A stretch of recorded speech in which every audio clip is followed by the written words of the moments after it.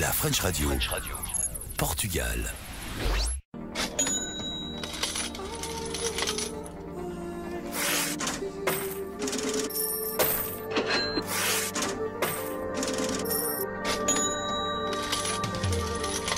Et on retrouve tout de suite Bernard Veil avec ses invités dans son émission Parlons Patrimoine.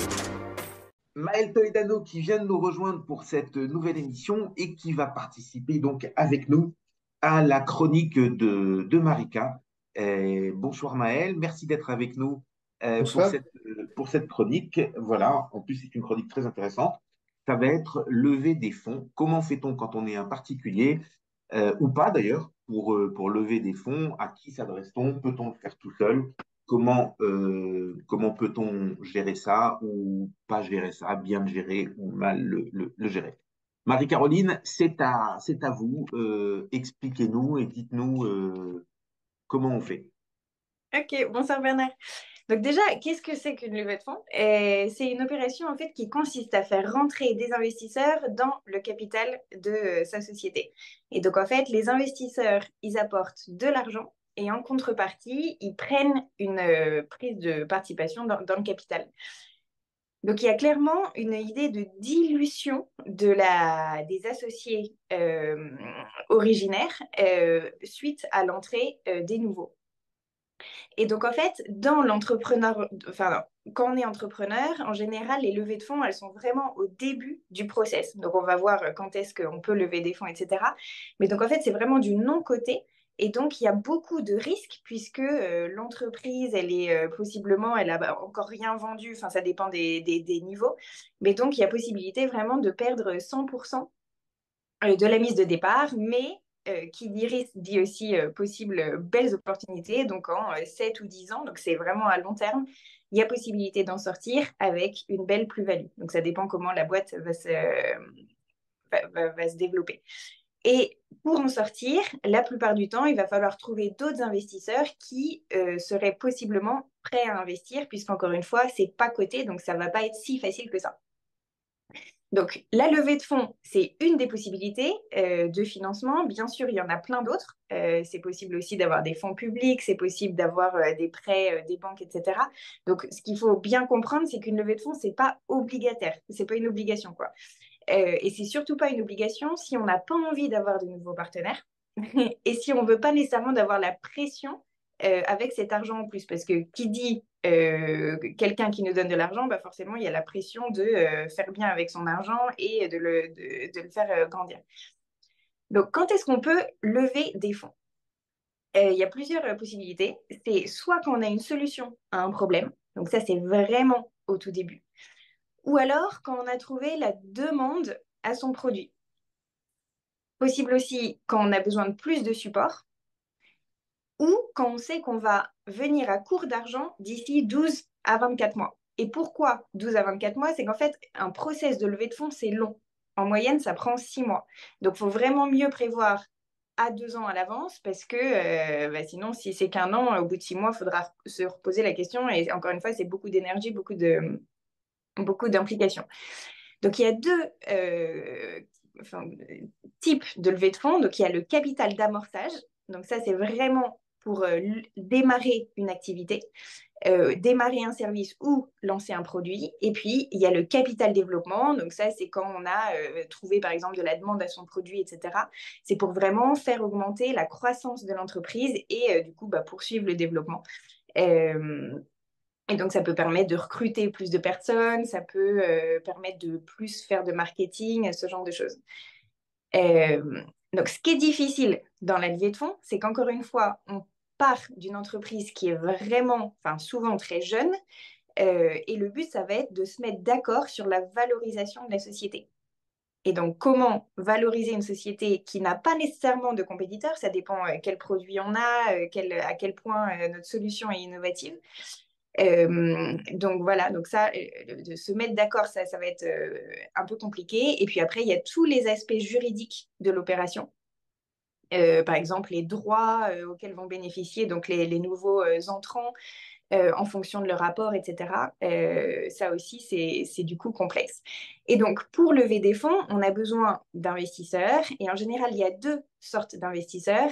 Il y a ce qu'on appelle les billets et les VC. Donc, billets, c'est Business Angel. Et VC, c'est Venture Capitalist. Et donc, eux, ils apportent plus que de l'argent. Ils apportent évidemment leur argent, mais aussi leur expérience et leur réseau. Et donc, la différence entre billet et venture capitaliste, donc billet, c'est vraiment quelqu'un, c'est une personne, souvent, euh, du coup, qui est assez fortuné et qui va investir son argent personnel. Et donc, du coup, il y a un lien qui est beaucoup plus humain, beaucoup plus affectif entre le projet ou l'équipe. Et donc, c'est beaucoup moins de process et c'est vraiment plus, voilà, il y a un intérêt, j'ai envie d'aider cette personne parce que le projet me plaît. Alors que les venture capitalistes, du coup, eux, c'est des investisseurs qui sont professionnels. Et le procès, il est énorme. Il y a 5 à 8 tours d'entretien, c'est très normé. Il va y avoir le premier entretien, ça va être un analyste, etc. Et puis au fur et à mesure de la hiérarchie, on va arriver avec le partenaire. Mais par contre, c'est beaucoup plus, en termes d'argent, il y aura des plus gros budgets, puisqu'encore une fois, ce sont des professionnels. La seule chose qu'il faut savoir, c'est que ce process qui est du coup long et complexe et possiblement aussi stressant, c'est quand on rate un tour, donc en fait on est exclu du process, on ne va pas pouvoir retenter avec le même VC du coup pendant une période de 18 à 24 mois. Donc, encore une fois, il faut être sûr d'être au bon moment, toucher la bonne cible, etc. Et donc, en fait, par exemple, pour mon podcast Money Chill Out, j'ai interviewé le boss d'une plateforme qui s'appelle Eldorado en France. Et en fait, eux, ils se sont rendus compte que la levée de fonds, c'était vraiment un peu comme un marathon. Et c'était quand on parle de quelqu'un qui est CEO, donc le boss, en fait, lui, il dit que c'est Chief Everything Officer. Et donc, ça veut dire qu'en fait, bah, le boss doit, ou la boss doit tout faire, dont la levée de fonds. Mais la levée de fonds, c'est limite un job à 100%. Euh, donc, en fait, eux, leur plateforme, elles mettent en relation des boîtes ou des individus qui veulent investir avec les entreprises qui veulent trouver des financements. Puisqu'encore une fois, en tant que petite entreprise, bah, c'est dur de savoir qui est intéressé et d'ouvrir son capital et de trouver les bonnes personnes, et vice-versa. Donc, ce genre de plateforme, Eldorado, par exemple, ça existe en France et ça marche plutôt pas mal. Ok, alors là, le sujet, il est mis en place, vous l'avez dépeint. Bon, moi, je vais vous donner une opinion un peu personnelle, un peu brutale là-dessus.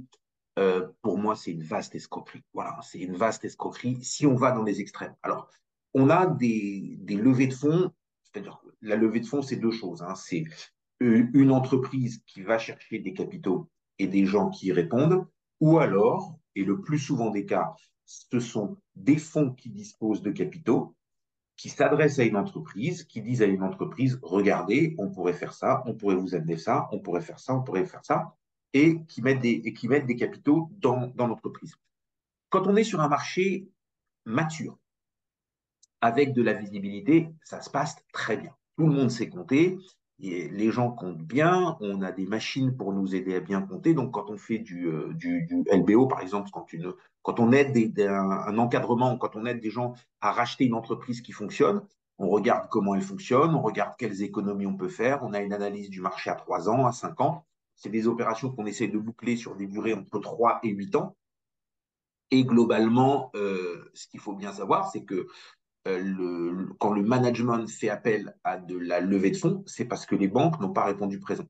Donc, si les banques avaient répondu présentes, ils se seraient servis uniquement d'appui bancaire à des taux beaucoup plus bas, au moins 2 fois inférieurs, hein. On est à peu près sur même 3 fois inférieur, puisqu'on est à peu près sur 4 pour les banques et sur 12 pour les levées de fonds, donc 3 fois inférieur. Là, ça se passe bien. Quand c'est des sociétés, alors des fois, bien sûr, ça rate et il y a des problèmes, mais ça se passe bien. Quand c'est des sociétés matures, donc c'est-à-dire quand il y a une société mature qui veut racheter une autre société mature ou qui veut développer une technologie ou développer un appareil ou développer un savoir-faire, là aussi, il y a énormément de visibilité. Ça se passe bien. Avec, bien entendu, comme quand on achète une action, des fois on se trompe, on perd des sous, des fois on ne se trompe pas, on gagne des sous, et des fois c'est au-delà de nos espérances et on gagne beaucoup plus de sous que prévu. Parce qu'on a de la visibilité et parce qu'on est dans un métier structuré.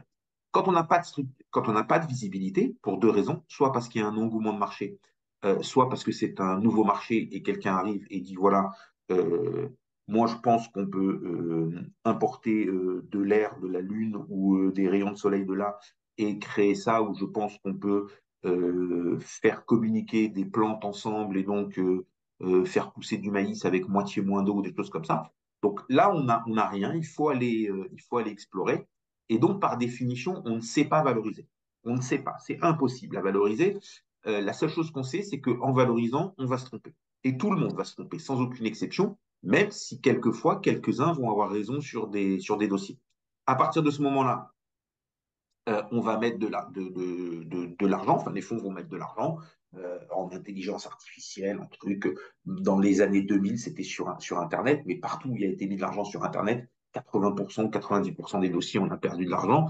Aujourd'hui, dans l'intelligence artificielle, rêvez pas, 80% des dossiers dans lesquels vous mettez de l'argent, vous allez en perdre. En revanche, peut-être qu'un des dossiers dans lequel vous en mettez, vous allez en gagner tellement que ce sera votre meilleure affaire de toute votre histoire d'investisseur. Mais là, personne ne le sait. Pourquoi personne ne le sait? Parce que personne n'est maître et personne ne connaît le futur. Donc, ils font travailler des batteries. Alors là, pour ça, ils sont champions du monde. Ils vont vous faire travailler des batteries dans tous les sens, des algorithmes. Ils vont avoir une batterie d'ingénieurs qui ont fait les écoles et de mathématiciens, les écoles les plus prestigieuses, des gens bardés de diplômes. Ça ne les empêchera pas d'amener à la faillite un jour ou l'autre ce qu'ils ont fait, parce que même les gens intelligents peuvent faire faillite. Regardez un petit peu dans l'histoire des hedge funds et des choses comme ça, ils nous l'ont prouvé.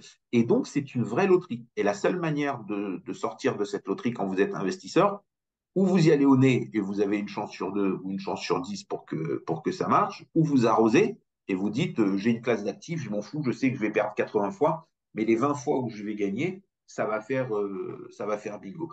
Et donc, ça, c'est des marchés où j'ai envie de vous dire n'y allez pas. Tout simplement, n'y allez pas. Allez-y dans deux cas. Soit vous voulez faire plaisir à quelqu'un que vous aimez, ou parce que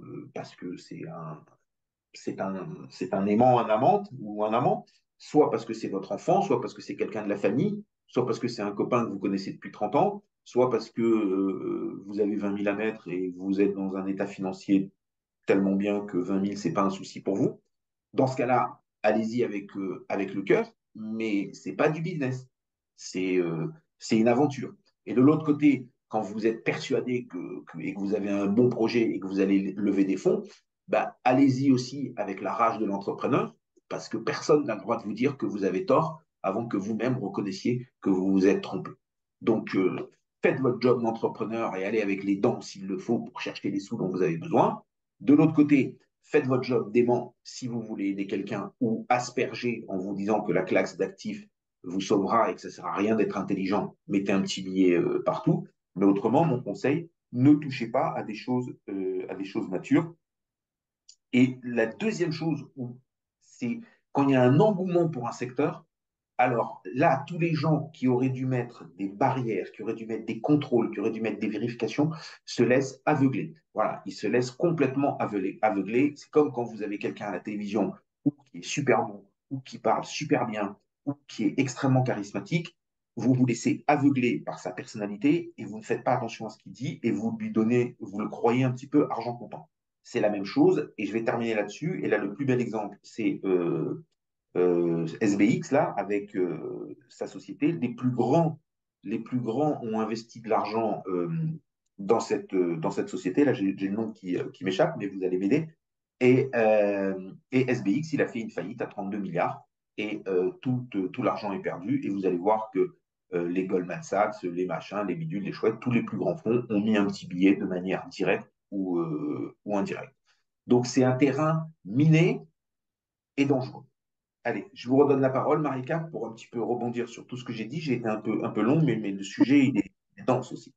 Mais non, non, je suis complètement d'accord que c'est un terrain miné et comme on l'a dit surtout au début, c'est vraiment un peu comme on lance une pièce et puis il y a un peu une chance sur deux ou même une chance sur 10. Donc effectivement, enfin, je suis complètement d'accord. C'est si on veut investir là-dedans, c'est qu'on a une situation financière qui est hyper stable et que le ticket qu'on va mettre, c'est vraiment petit par rapport à son patrimoine entier. Ou alors, c'est la règle des 3 F. Donc, c'est 3 F en anglais, mais je vais traduire. Donc, c'est Friends, Family and Fools. Donc, c'est en gros un investissement sur le cœur quand c'est sa famille ou ses amis. Et aussi des fools. Donc, ça, c'est les personnes qui sont soit un peu. Qui ont des rêves ou qui sont un peu déconnectés, entre guillemets. Voilà, qui veulent investir, voilà. Mais en théorie, voilà, c'est vraiment un investissement plus sur le cœur, surtout au début de vraiment dans, voilà, quelquefois il y a des levées de fonds qui sont faites, encore une fois, sans vente. Donc c'est vraiment, vraiment au tout début du process. Voilà. Allez, Maël, on va vous laisser conclure là-dessus. Comme vous êtes venu nous rejoindre beaucoup plus tôt que d'habitude. Allez, hop. C'est clairement pas votre sujet, c'est clairement pas votre métier, mais bon, vous êtes comme tout un chacun investisseur, et puis vous avez probablement déjà des copains qui ont déjà dû monter des sociétés, de la famille, des choses comme ça. Comment vous voyez cet univers un peu d'un point de vue du professionnel que vous êtes, et comment vous voyez cet univers aussi du point de vue de l'investisseur ou de l'ami d'un entrepreneur que vous êtes probablement aussi? Bah, alors, je dirais que ça nous concerne directement également, puisque nous, on en a quand même pas mal dans les contrats aussi, des participations dans des sociétés de nos côtés. Donc, des business angels, par exemple, des clients qui ont investi dans. Alors, généralement, nos clients, ils investissent dans beaucoup de sociétés. Et il y en a peut-être sur une quinzaine, il y en a peut-être une ou deux qui performent. Et donc, la valorisation devient assez importante. Et donc, c'est ce type de participation dans les sociétés que l'on intègre dans nos contrats. Donc, Wellins, on est actionnaire d'un grand nombre de sociétés via nos clients. Plutôt l'inverse, nos clients sont actionnaires d'un grand nombre de sociétés via Wellins. Donc c'est un monde qu'on connaît bien. Moi, je suis un peu d'accord avec vous, hein. Nous, on parle de clients fortunés qui peuvent se permettre de prendre un certain risque. Là, si dans le thème évoqué, on parle plutôt de mettre 5 000 ou 10 000 euros pour aider un copain qui monte une société. Là, pour le coup, il faut le faire. C'est pour des raisons affectives, hein. Je vous rejoins totalement, Bernard. C'est vraiment pour aider quelqu'un qu'on a envie de soutenir. Si c'est pour mettre beaucoup plus dans une société ou passer par un tour de table avec des actionnaires institutionnels, où ça devient beaucoup plus compliqué, c'est quelque chose de beaucoup plus normé, beaucoup plus régulé. C'est pas du tout la même approche. Donc, pour l'investisseur lambda que je suis, je me mets dans le panier. Pour l'investisseur lambda, faut le faire pour des raisons affectives, peut-être dans un premier temps, sans jeter son argent par les fenêtres. Il faut quand même croire au projet de la personne qu'on va sponsoriser. Mais c'est vrai qu'il faut moins regarder l'aspect ultra pro et plus regarder l'aspect amical. Ok. Alors, pour vous résumer, quand on aime, on compte pas. Et s'il faut mettre un billet parce qu'on aime, on y va. Et quand on n'aime pas, vaut mieux pas toucher. C'est ça, c'est bien dit. Super. Allez, c'est maintenant le temps de l'édito et je vais commencer l'édito et vous allez tous réagir dessus. Là encore, on est sur quelque chose on va être sur un édito de vraiment quelque chose qui nous concerne tous. La hausse des taux va-t-elle faire baisser l'immobilier? L'immense majorité des biens immobiliers sont achetés à crédit et en toute logique, quand les taux baissent, cela pousse l'immobilier et quand les taux montent, cela freine. Pendant la forte baisse des taux, nous avons vu l'immobilier monter, voire monter fortement. Et maintenant que les taux sont remontés, nous le voyons baisser. Mais pas vraiment et pas autant que ça. La différence d'une échéance sur 25 ans entre un taux à 0,9%, qui était le taux il y a 13 mois, et un taux à 3%, ce qui est le taux à peu près aujourd'hui, est de 27%. Cette différence, si c'est un investissement, c'est-à-dire un prêt sur 20 ans, elle tombe à 22%. Mais ça fait une énorme différence. Juste pour le matérialiser un petit peu plus, si avant vous payiez 1000 euros de remboursement de prêt, ben aujourd'hui, ça peut être 1270 euros. Si on se réfère à la règle des banques en France de ne pas prêter plus que 30%, ça va simplifier les calculs, ou qu'un tiers des revenus, ça veut dire que en fin de compte, on va prêter la même chose à quelqu'un qui gagne quelque chose comme Donc avant, il suffisait de gagner 3 fois les 1 000 euros, donc 3 000 euros. Maintenant, il faut gagner 3 fois les 1 270 euros, donc 3 800 euros. Et on voit que ça fait quand même une sacrée différence. Et si les salaires ont monté, donc comme les salaires ou les revenus des acheteurs n'ont pas augmenté, en tout cas pas dans ces proportions-là, il va fatalement y avoir une baisse. En premier lieu, ce sera une baisse des transactions, ou le pire pourrait être un marché bloqué. Pas d'acheteurs, pas de vendeurs, c'est-à-dire que en vérité, il y a toujours un peu d'acheteurs et toujours un peu de vendeurs, mais on pourrait avoir une chute du marché de 30, 40, 50%. Et en second lieu, une baisse des prix qui finira par redonner une impulsion haussière, comme d'habitude. Et moi, de mon point de vue, j'appelle cette baisse des prix et j'aimerais bien que les prix baissent de 5-6% pour redonner une dynamique. Nos sujets de débat vont donc être: la baisse des transactions va-t-elle nous amener vers un marché atone? La hausse des taux sans hausse des revenus va-t-elle obligatoirement entraîner une baisse? Comment et quand allons-nous voir ces différences dans les prix? Quel va être le rôle de l'inflation dans cette mécanique baissière, si tant est qu'elle se mette en place? Juste pour expliquer le rôle de l'inflation, si on considère que l'immobilier doit être déflaté ou reflaté, c'est-à-dire qu'on doit mettre l'inflation, on se dit, voilà, ça fait un an, en un an, l'immobilier a baissé de 1%, mais on a eu 6% d'inflation, donc je considère que l'immobilier a baissé de 7% en réalité. C'est une des manières d'aborder le sujet. Cette manière d'aborder le sujet, elle est extrêmement pertinente si les salaires sont corrélés à l'inflation. Donc on y reviendra, mais c'est quelque chose qui avait été expliqué par Wellings, comme quoi au Luxembourg, c'est une loi et les salaires sont automatiquement corrélés à l'inflation. Donc là, automatiquement, si vous avez quelqu'un qui gagne 10% de plus et que le crédit a augmenté de 10%, ben, j'ai envie de dire, il s'en fiche un peu, puisque c'est neutre. Ce qui n'est absolument pas le cas en France et ce qui n'est absolument pas le cas dans l'immense majorité des pays du monde, qu'ils soient développés ou non. Et donc, allons-y là-dessus. On va tout de suite commencer par Maël. Donc, Maël, vous allez nous confirmer que les salaires au Luxembourg suivent l'inflation et nous dire comment vous voyez les prix au Luxembourg. Est-ce que les prix de l'immobilier au Luxembourg d'abord ont baissé un peu, beaucoup ou pas du tout? Et est-ce que la hausse des taux, elle est donc particulièrement pas gênante? Et est-ce que éventuellement le nombre de transactions reste assez stable au Luxembourg? Juste nous donner un petit aperçu comme ça, et après on ira un peu sur d'autres thèmes. Alors, les prix sont bien indexés, enfin, les salaires sont indexés sur l'inflation. Donc, on a eu trois augmentations de salaire, au final, avec les différentes indexations. Malheureusement, les crédits ils sont à taux variable au Luxembourg. Et donc, c'est pas 10%, hein, c'est peut-être 10% l'augmentation de salaire, mais les taux, ils ont augmenté de bien plus que 10%. Du coup, ça a un impact immédiat sur la construction. La construction, elle est complètement à l'arrêt. Les ventes immobilières, il n'y a plus rien, il ne se passe plus rien. Donc, il n'y a plus aucun mouvement dans le secteur immobilier au Luxembourg. Je crois savoir que le gouvernement en a conscience et qu'il va donc légiférer pour pouvoir pour changer un peu la chose et pour relancer un peu l'activité de promotion immobilière dans un premier temps, parce qu'il n'y a pas assez de logements au Luxembourg pour la quantité de personnes qui y vivent. Et donc, ça va avoir un impact immédiat sur les ventes et les achats immobiliers. Mais aujourd'hui, il ne se passe absolument plus rien.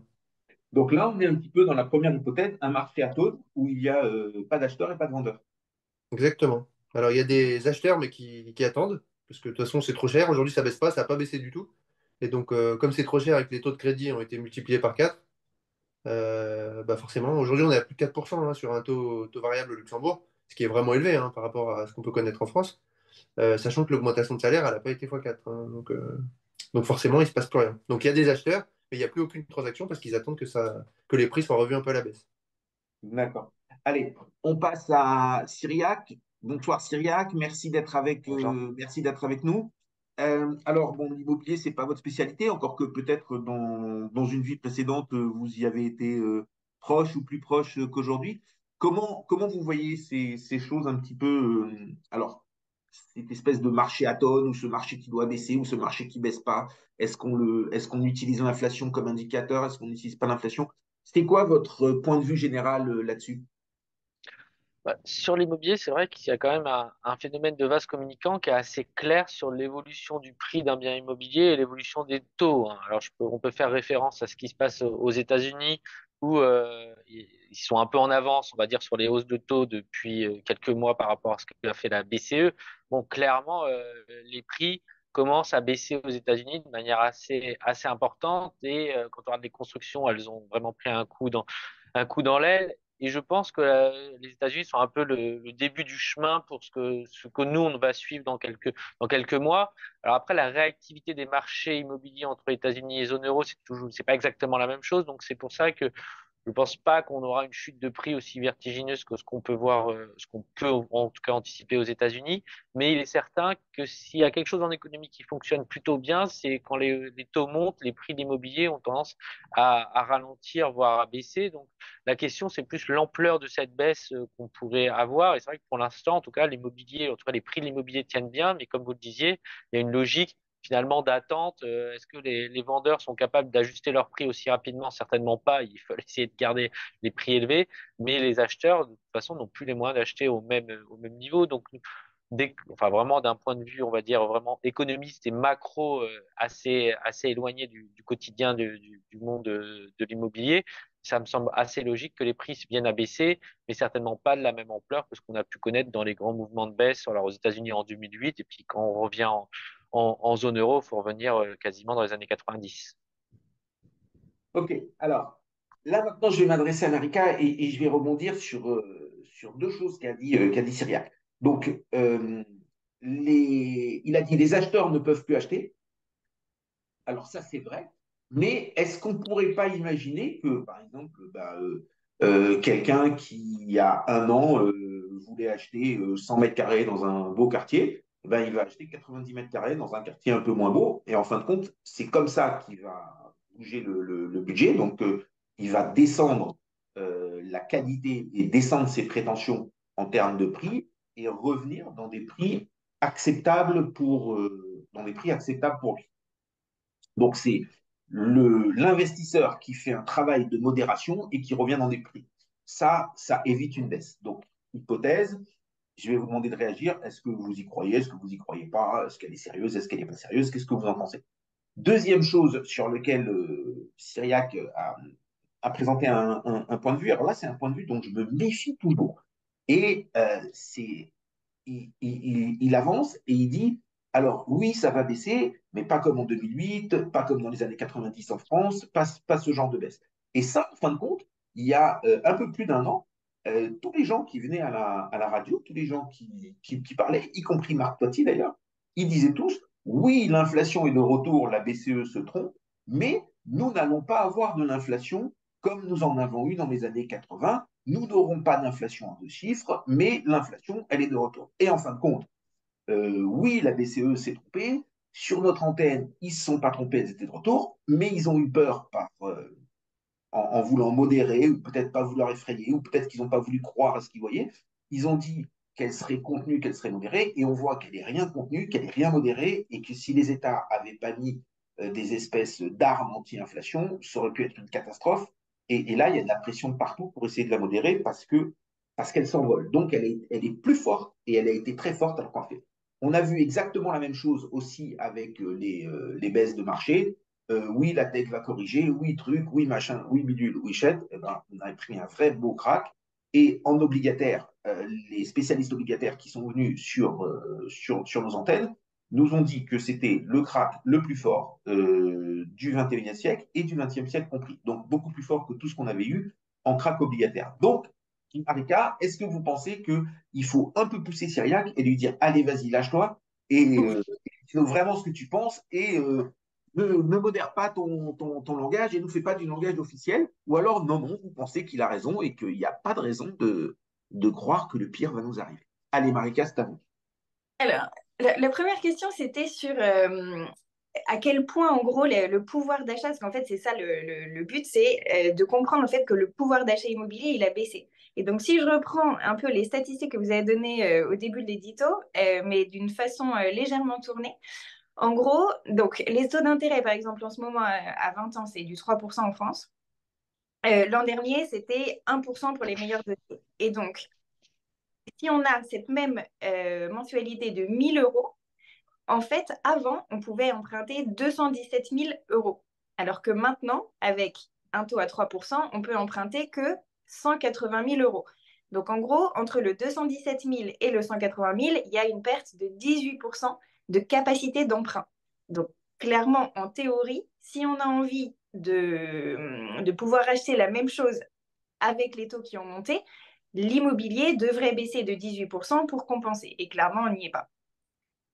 Et donc, cette hausse rapide des taux d'intérêt, elle impacte qui? En premier, les primo-accédants. Pourquoi? Parce que eux n'ont pas des taux fixes à long terme, encore une fois, qui est une exception un peu française. Et en fait, le marché est vraiment impacté par ceux qui ont besoin de bouger. Et donc, le marché atone, qui est complètement immobile en ce moment, c'est pourquoi? C'est parce que justement, personne n'a envie de bouger.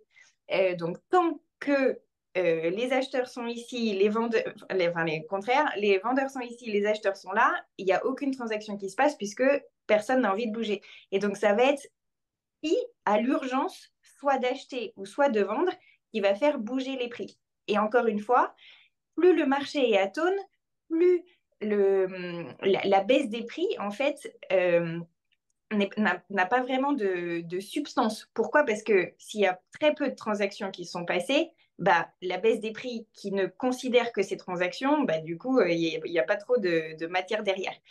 Donc voilà, c'est vraiment qui a l'urgence. Et une des solutions, ça va être, par exemple, de downgrade. Donc, au lieu d'acheter le 100 mètres carrés, on va acheter le 90 mètres carrés, possiblement.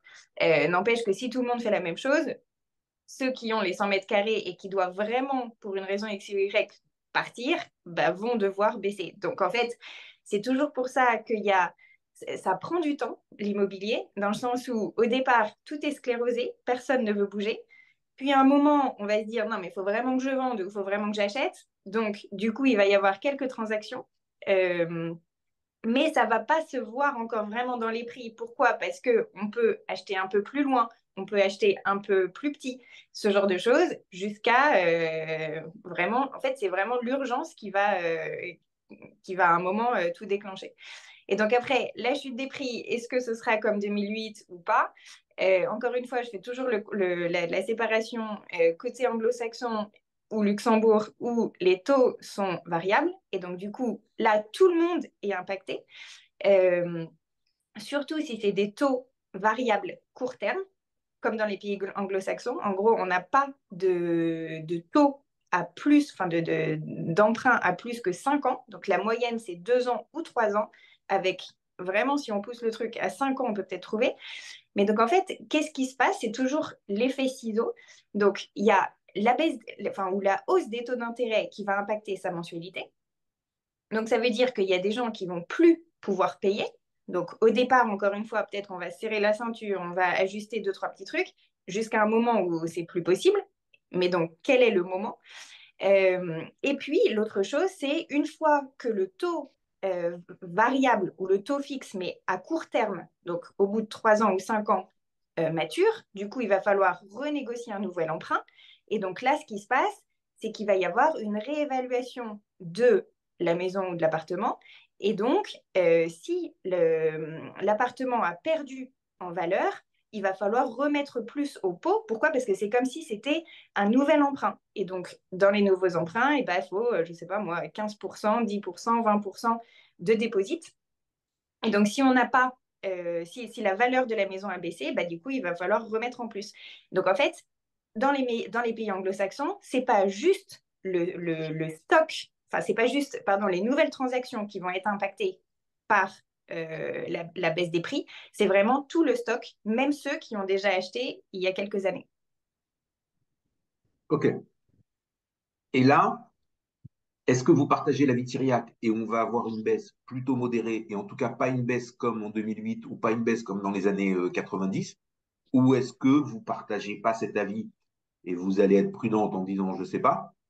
Ou est-ce que vous partagez pas cet avis et vous allez dire non, non, si la baisse commence, elle va s'emballer et les baisses comme les hausses ne sont jamais raisonnables? Encore une fois, personne ne sait, donc voilà, c'est le futur, on ne sait pas. En France, je suis convaincue que ce sera modéré. Pourquoi? Parce que c'est le luxe des taux fixes à long terme. Et du coup, pour moi, l'immobilier, ça impacte vraiment les primo-accédants, ceux qui n'ont pas encore d'immobilier. Par contre, dans les pays anglo-saxons, clairement, la baisse fait boule de neige et Ouais, d'ici 1 an ou 2 ans, quand les taux de 3 ans ou 5 ans vont maturer, clairement, ça va faire mal. Donc, pour moi, la baisse des pays anglo-saxons, je dis pas qu'elle sera de 30% comme en 2008, mais de voir 15 ou 20% de baisse, ça m'étonnerait pas. Ok. Alors, moi là-dessus, je suis d'accord avec vous, Marika. Je pense que les baisses comme les hausses ne sont jamais raisonnables. Et pourquoi elles ne sont jamais raisonnables? Parce que l'être humain n'est pas raisonnable et le monde financier, de la manière dont il est organisé aujourd'hui, a besoin de tension et de pression pour exister, pour se développer et pour faire des affaires. C'est-à-dire que tout ce monde financier existe beaucoup plus dans des fortes hausses où il y a besoin d'accompagnement d'acteurs pour financer les acquisitions et les mouvements, et il existe beaucoup plus dans des fortes baisses où il y a besoin d'acteurs professionnels pour gérer les problèmes qu'elles induisent, des restructurations et des choses comme ça. Et là, les professionnels de la finance ont beaucoup de choses à apporter. Et donc, alors que dans des marchés atones, il n'y a pas grand-chose à faire. Hein, quand c'est comme ça et c'est pas autrement, il n'y a vraiment pas grand-chose à faire. Donc, moi, j'aimerais bien qu'on revienne maintenant sur un sujet et à vous, pardon, excusez-moi, et à vous, Cyriac, pensez-vous réellement que la baisse va être raisonnable et pourquoi vous pensiez qu'elle serait raisonnable et pourquoi est-ce qu'elle devrait être différente? Alors, moi, j'ai une piste, je vais vous la donner parce que quelque part, je me dis que oui, on peut avoir raison parce que les choses sont différentes. Pourquoi les choses sont différentes? Parce que les États réagissent beaucoup plus et beaucoup plus vite. Donc, ils ne laissent pas faire des choses qu'ils considèrent comme être mauvaises pour l'économie ou pour l'équilibre du pays. En tout cas, beaucoup moins qu'avant. Cette histoire de bouclier d'inflation, pour moi, c'est un vrai exemple. Je me rappelle quand j'étais petit, quand il y a eu le premier choc pétrolier en 1974, il n'y avait rien de bouclier du tout. Ils passaient tous à la télé les uns après les autres en disant, vous serrez les dents, vous serrez les fesses, c'est comme ça, c'est pas autrement. Vous avez froid, vous mettez un pull, vous avez froid, vous mettez un deuxième pull. Et ils nous expliquaient qu'au lieu d'aller au travail en roulant à 90 à l'heure, il n'y avait qu'à rouler à 70 à l'heure et qu'on consommerait moins d'essence et que donc en termes d'argent, ce serait la même chose. Donc que ce n'était pas vraiment un problème. Partez de la maison 15 minutes avant, roulez 20 km à l'heure en dessous et vous consommerez rien de plus. Et on nous expliquait comment lutter contre l'inflation, mais sans aide. Aujourd'hui, plus personne ne veut entendre ça. Et donc, on va aider tout le monde. Et là, j'ai envie de dire peut-être que parce qu'on va aider tout le monde, on va empêcher les mouvements de se faire. Donc, on risque de les prolonger, mais de limiter les amplitudes. Donc ça, j'ai peut-être envie de dire, c'est un bon axe, mais autrement, l'axe normal serait non forte, enfin pas forte, mais une vraie baisse, quoi. Alors, est-ce que vous voulez bien revenir là-dessus et nous dire comment vous voyez ça, vous? Alors, sur le premier argument que vous donnez, en effet, il est pertinent. Il y a une réactivité des États qui est très différente, enfin, qui est différente en tout cas de par le passé.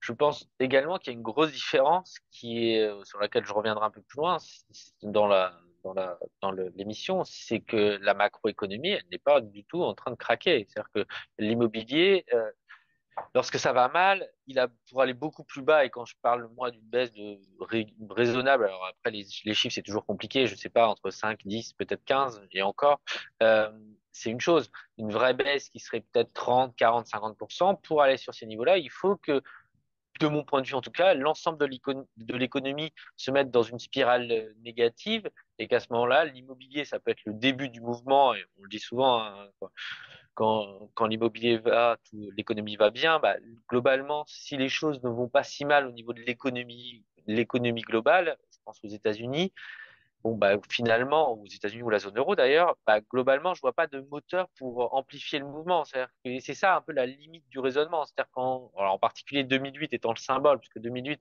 l'immobilier commence à partir dans le décor et derrière, il y a toute l'économie américaine qui s'effondre et à ce moment-là, on rajoute une pièce dans la machine pour faire baisser l'immobilier, etc.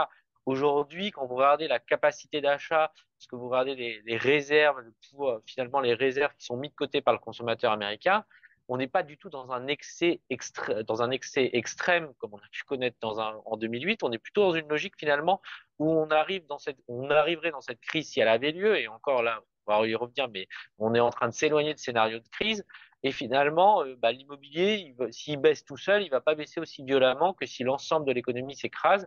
Et là, c'est pas le scénario qui semble s'orienter aujourd'hui. Donc c'est ça la différence de mon point de vue fondamental par rapport à 2008 aux États-Unis. Dans les années 90, c'est un autre sujet et c'est plus spécifique à la zone euro sur lequel on peut revenir. Mais je pense que c'est ça mon principal argument pour justifier qu'on n'aura pas une baisse très forte de l'immobilier, en tout cas à l'instant T, c'est de dire que globalement, l'ensemble de l'économie n'est pas orienté sur une forte correction et que par conséquent, l'immobilier n'a pas vocation à baisser de 50% lorsque le reste de l'économie tient. Ok. Alors, j'ai encore deux questions avant de passer au point marché. La première, elle est pour Marika. Donc, Marika, ancienne gérante obligataire, donc vous avez l'habitude de maîtriser les taux et l'inflation.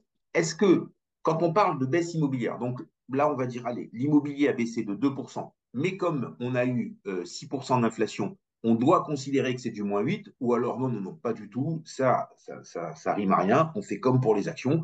Quand le marché baisse de 2, il baisse de 2. Quand le marché monte de 5, il monte de 5. Et donc, aujourd'hui, on a le propre d'un marché non coté, il baisse, mais il baisse pas beaucoup parce que comme c'est un marché qui est non coté, il suffit de freiner les transactions. Voilà. Donc, moi, ce que je voudrais savoir, c'est, de votre point de vue, est-ce qu'on intègre l'inflation dans la réalité de la baisse ou la réalité de la hausse de l'immobilier, ou est-ce que ça, c'est du baratin d'agents immobiliers? En vérité, on n'intègre rien du tout et on regarde les choses droit et froidement comme on regarde les autres marchés financiers. Moi, je suis clairement dans la deuxième option et on ne peut pas inclure l'inflation dans le calcul de l'immobilier si on ne le fait pas pour autre chose. Donc, en fait, il faut pouvoir comparer des choses comparables. Et donc, vu que les actions, bah, c'est plus 5%, mais si ça se trouve, l'inflation a fait 10. Enfin, donc, en fait, voilà, comparons deux choses similaires. Et donc, non, l'inflation dans l'immobilier, en théorie, c'est le calcul qu'on devrait tous faire puisque c'est ce qu'on appelle le coût d'opportunité. Si j'investis 5% ou X% dans l'immobilier, bah, je ne pourrais pas investir ailleurs et le rendement, etc. Mais on ne le fait pas puisque c'est plus complexe comme calcul. Donc, autant voilà, être consistant dans sa manière de regarder toutes les classes d'actifs et donc faire comme les actions, juste un rendement absolu. D'accord? Alors, maintenant, pardon. Ma dernière question, elle sera pour Cyriac. Cyriac, vous répondez à la question et après, vous enchaînez directement sur le point marché. J'ai un autre sujet d'inquiétude sur l'immobilier. Beaucoup de projets immobiliers sont portés par de la dette mezzanine. C'est-à-dire que globalement, quand vous avez un promoteur ou un marchand qui fait un projet et qui construit un projet, il dit voilà, mon projet il va coûter 20 millions, j'ai besoin d'emprunter ces 20 millions, je vais voir une banque, la banque elle lui dit on va vous en prêter 15, à vous de trouver le reste. Lui, il prend 1 million des fonds propres de sa société ou de sa personne, ça fait 16, et il va voir ensuite des emprunteurs pour faire ce qu'on appelle la dette mezzanine, donc une dette avec moins de garantie de 4 millions, mais la contrepartie, c'est un taux beaucoup plus élevé. Et si le marché est atone, donc s'il n'arrive pas à vendre parce que le marché est atone, sa dette mezzanine, les intérêts galopent. C'est-à-dire qu'aujourd'hui, la dette mezzanine, elle est entre 8 et 12 ou 13, alors que la dette bancaire, elle est entre 2,5 et 4,5, suivant les opérations. Cette insoutenabilité de la dette provoquerait deux choses, soit une incapacité à rembourser, donc là on aurait certains problèmes, et ou alors une obligation à vendre vite, quitte à ce soit un peu de perte, pour pouvoir tout rembourser. Est-ce que cet élément vous semble suffisamment fort aujourd'hui et suffisamment développé dans le pays, ou même à travers la zone euro, pour provoquer une baisse plus forte et pour être un accélérateur de baisse? Et je veux juste rappeler aux plus jeunes d'entre vous et des auditeurs que dans les années 90, il n'y avait pas ça. Et donc, en fin de compte, la chute de l'immobilier a créé une crise bancaire forte parce que c'est les banques qui détenaient la quasi-totalité des prêts. Et dans les années 2008, alors là, aux États-Unis, bon, on ne va pas refaire l'histoire, mais c'est à peu près tout le monde qui détenait qui détenaient les prêts. Les banques ont pris tellement peur de ça que ça a provoqué des faillites de banques, non pas des faillites à cause des bilans qui étaient mauvais, mais des faillites surtout à cause où on ne savait pas ce qu'il y avait. Et en fin de compte, on a tous sclérosé le système. Donc là, les banques, avec la dette mezzanine, elles sont sauvées. Donc maintenant, est-ce que cette dette mezzanine va avoir un effet aggravant? Plutôt non, elle sera maîtrisée aussi, ou vous en savez trop rien. Voilà, je vous laisse conclure là-dessus. Ce n'est pas une question facile, hein. Je vous la pose parce que je n'ai pas la réponse. Et après, vous démarrez sur votre point marché. C'est à vous, Cyria. Alors, en effet, c'est pas une question facile. Alors, ce que je peux donner comme élément là-dessus, c'est que le retour qu'on a un peu de terrain de promoteurs, c'est qu'en effet, la situation est pas évidente, mais pour certains, enfin, on a l'impression en tout cas pour j'ai envie de dire quasiment une majorité, il y avait quand même le sentiment que les choses étaient en train de s'orienter, excusez-moi, un peu moins bien, et donc il n'y a pas eu d'excès non plus dans le système à vouloir se leverager ou à construire, à se lancer dans des énormes programmes. Alors il y en a, hein, clairement, mais le retour terrain, de notre point de vue, est à ce niveau-là un peu rassurant, mais dans les faits, je suis d'accord avec vous, hein, ce point-là, ça va être un point qui va entraîner, j'ai envie de dire, une pression baissière supplémentaire, de là à entraîner, pour le coup, un retournement beaucoup plus violent. De notre point de vue, c'est pas un phénomène qui peut entraîner ce mouvement, d'un mouvement, je veux dire, d'enfoncer encore plus les prix. Ça va juste rajouter une couche supplémentaire, mais comme je disais, ça ne modifie pas notre scénario du -5, -15. Mais c'est en effet, je pense, vous soulevez un point très important. Il faut suivre ce que nous disent les promoteurs, il faut suivre ce que nous disent le retour de terrain. On a le sentiment qu'aujourd'hui, il y a de l'inquiétude, mais pas non plus un excès d'inquiétude. Mais il faut aussi, et je vous rejoins un peu, se méfier de ce qu'on peut avoir du retour de terrain, puisque la réalité de ce qu'on a n'est pas forcément la réalité des comptes. Mais quand on regarde les taux de défaut, par exemple, voilà, sur ce type de promoteur, et là, pour le coup, c'est la réalité, bah, globalement, ça augmente, mais ça n'explose pas non plus. Donc, ils sont certainement en train de vendre un peu moins cher que ce qu'ils anticipaient, d'essayer de se déleverager un peu plus rapidement. Mais pour l'instant, il n'y a pas de panique à bord en l'état. Pour continuer plutôt sur les discussions plus macro, s'éloigner du côté juste immobilier. Il y a quelques infos intéressantes depuis 2 semaines, hein.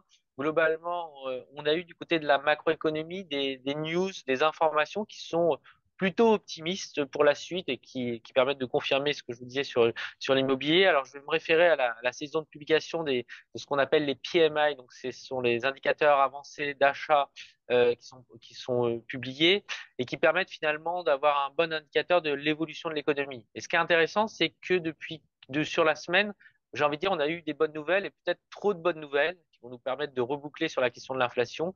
Quand vous regardez finalement le PMI composite, donc qui inclut à la fois les services et le manufacturier en zone euro, le précédent était à 50,3, on est à 52. Pour rappel, au-dessus de 50, on est en expansion.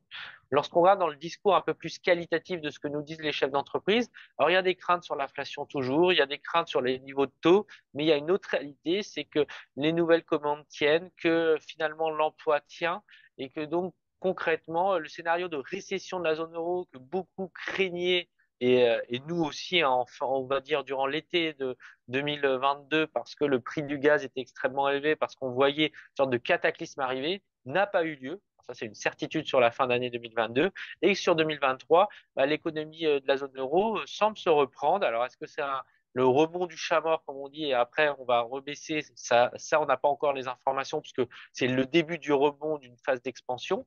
Mais le fait est que là, on a plutôt des bonnes nouvelles au niveau macroéconomique en zone euro. Par contre, et c'est un peu le revers de la médaille, et c'est le sujet des marchés aujourd'hui, c'est-à-dire que l'économie, on craignait de l'inflation et pas de croissance. Là, on a plutôt de la croissance, mais l'inflation reste forte en zone euro. Alors, je vais rappeler hein, le chiffre qui a été publié cette semaine. Globalement, un CPI, donc une inflation headline globale qui baisse, mais qui baisse très faiblement, puisqu'on était à 8,6, on est à 8,5, donc c'est quasiment rien. En absolu, c'est très éloigné des 2%.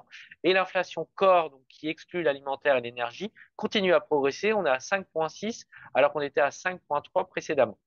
Donc la zone euro, c'est aujourd'hui assez compliqué et ça explique que la BCE marche un peu sur des œufs en nous annonçant des hausses de taux, mais en ne voulant pas non plus casser cette petite reprise économique qui semble apparaître depuis quelques semaines au sein de la zone euro de manière assez intéressante et surtout non prévue, ce qui explique, ça me permet d'enchaîner sur les marchés de la zone euro. Hein, vous avez vu les actions européennes qui sont au niveau des zones géographiques, le marché qui a le plus progressé depuis le début de l'année, puisqu'on est aux alentours de plus 12, plus 13, voire plus 14 en fonction des indices, ce qui est quand même assez rare et à souligner. Du côté de la Chine, des très bonnes nouvelles. Alors là, pour le coup, on l'attendait, on l'espérait. Beaucoup de déceptions sur la Chine depuis 3 ans. Et les Chinois, après la réouverture de l'économie, affichent des données d'activité qui sont en train de rebondir et en train de rebondir significativement. Il y a eu une déclaration sur les prévisions, les anticipations de croissance sur 2023 en Chine, c'est 5% selon le gouvernement. Enfin, on se méfie un peu plus du gouvernement parce que historiquement, ce qui nous annonçait était toujours délivré. Au cours des 2 dernières années, ça n'a pas été le cas. Mais aujourd'hui, sur 2023, il nous annonce 5%. Et quand on regarde les données pour le coup privées, on regarde par exemple le PMI privé qui s'appelle le PMI Caixin, lui, il est à 54,2. Donc on s'éloigne largement des 50. L'économie chinoise est en train de rentrer en expansion assez fortement. Elle va tirer une partie de l'Asie assez clairement. Le consommateur chinois est en train de revenir. On le voit quand on regarde ce que nous disent le secteur du luxe européen. Et ça, c'est une vraie bonne nouvelle pour l'économie mondiale. Le revers de la médaille, c'est pas l'inflation en Chine, parce que l'inflation en Chine, elle est sous contrôle, elle est aux alentours de 2%. C'est plutôt la hausse des matières premières qui va être liée à ce retour de la Chine dans l'économie mondiale. Et à ce moment-là, c'est ça qu'il va falloir surveiller de mon point de vue en Chine. C'est est-ce que le prix du cuivre, est-ce que le prix de l'aluminium, est-ce que le prix des métaux industriels au sens large vont rebondir? Le prix du pétrole également, mais l'impact de la Chine est quand même moins significatif sur l'énergie que sur les matières premières et les métaux industriels. Et ça, c'est le point noir aujourd'hui. C'est en tout cas le point à surveiller. C'est est-ce que le rebond de l'économie chinoise va pas être trop fort et nous remettre dans une boucle inflationniste. Enfin, je termine sur les États-Unis. Alors, les États-Unis, on est dans une situation qui est un peu moins bonne au niveau économique. Hein. Je termine sur mon tour du monde des PMI. Vous êtes à 50,1, donc très légèrement au-dessus de 50. On est là sur la ligne de crête. Aujourd'hui, on a un sujet aussi inflation. Quelques chiffres qui étaient moins bons, hein, qui ont d'ailleurs fait baisser le marché il y a une semaine et demie. Le prochain chiffre attendu, il faut s'en rappeler, c'est le 14 mars. On attend sur l'inflation américaine 6%. Le chiffre précédent était à 6,4.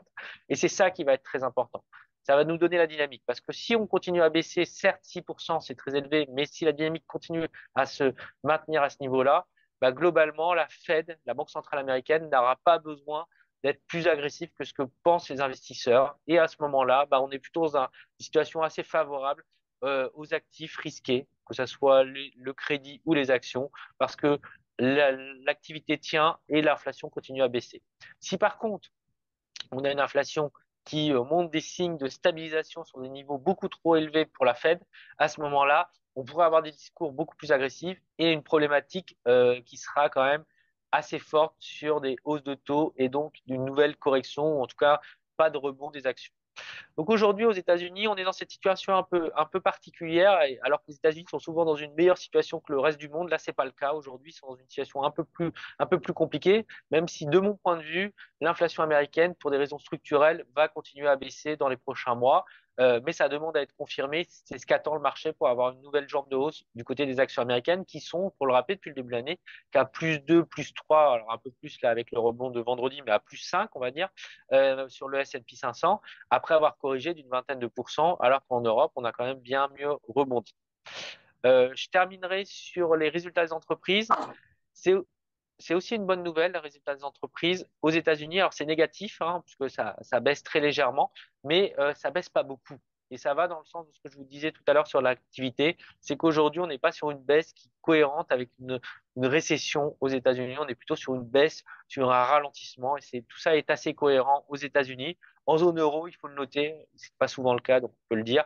La croissance des bénéfices est supérieure en zone euro. La croissance des bénéfices des entreprises est supérieure en zone euro par rapport aux États-Unis, et ce qui va aussi dans le sens de l'amélioration, de la surperformance des actions européennes depuis le début de l'année.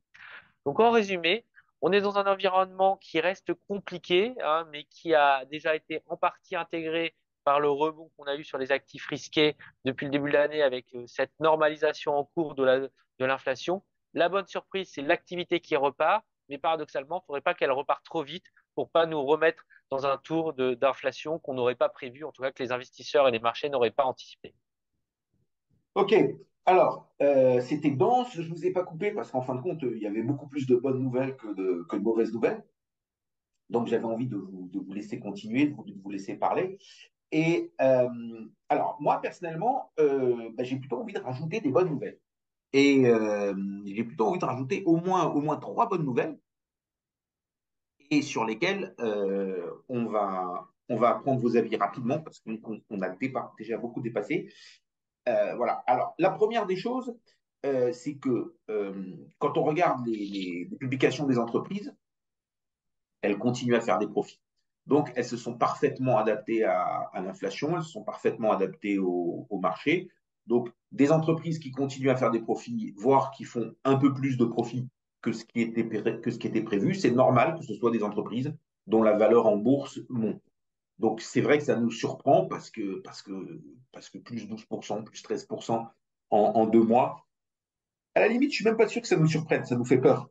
Parce qu'on se dit, est-ce qu'on va le payer et se prendre un mois de mars ou un mois d'avril avec un -6 ou -7 et donc avoir du stress à gérer avec les clients parce que quand ça monte, bah, même si c'est stressant, bah, ça monte. Donc, les gens râlent pas. Alors que quand ça baisse, même si on explique qu'il ne faut pas s'inquiéter parce que ça va remonter, bah, au fond de nous, on s'inquiète quand même un petit peu parce on en est jamais sûr. Mais l'inflation, elle est bien gérée, les résultats sont bons. Euh, on arrive à générer quand même du profit dans les entreprises. Ça, c'est la première des choses. La deuxième des choses, c'est en Chine. Ils ne vont pas faire l'erreur européenne parce que ce qui a vraiment généré l'inflation, c'est les plans de relance post-Covid qui se sont additionnés à la relance naturelle après une contraction. C'est-à-dire qu'il y a l'effet ressort, tout le monde était chez soi, on ne pouvait pas aller au restaurant, on ne pouvait pas faire ci, on ne pouvait pas faire ça. On a quand même gagné notre argent et nos salaires. Donc, un ressort se compresse, c'est le ressort des dépenses. Sorti du Covid, tout le monde, je ne veux pas exagérer non plus, la plupart des gens avaient de l'argent de côté et avaient un désir de s'amuser, de s'acheter des fringues, d'aller au resto, de voir les copains, de partir en vacances.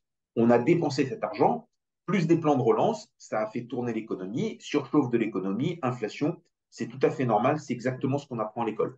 Les Chinois ne vont pas faire cette erreur, ils vont d'abord laisser l'effet ressort se mettre en place naturellement, et, euh, et ensuite, ils feront probablement un plan de relance si besoin est.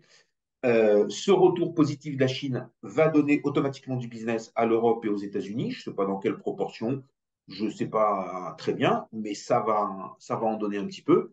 Et voilà, et les choses pourraient continuer. S'il y a un resserrement monétaire plus fort que prévu, automatiquement, ça va créer une tension et on peut avoir -6, -7 ou -8% en 10 jours. Mais après, il n'y a pas de raison que ça ne revienne pas parce que ça ne viendra pas toucher au bon business. Et en plus, l'autre sujet qui est un sujet pour moi de fond et loin, la démondialisation, on est arrivé au pic, on va redescendre. La mondialisation, pardon, on est arrivé à son pic, on va redescendre. On ne redescendra pas comme c'était avant il y a 100 ans, il ne faut pas rêver, mais on va redescendre et ça va créer du business aux États-Unis et en Europe. Donc tout ça, moi j'ai envie de dire on est plutôt serein et en plus les États sont quand même ultra présents et ils vont vraiment encadrer tout ça et ils n'ont pas envie de problème.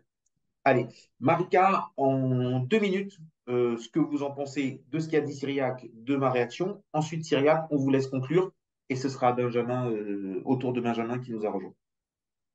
Mais je vais aller assez rapidement parce que je suis plutôt d'accord avec ce que vous avez dit, les deux.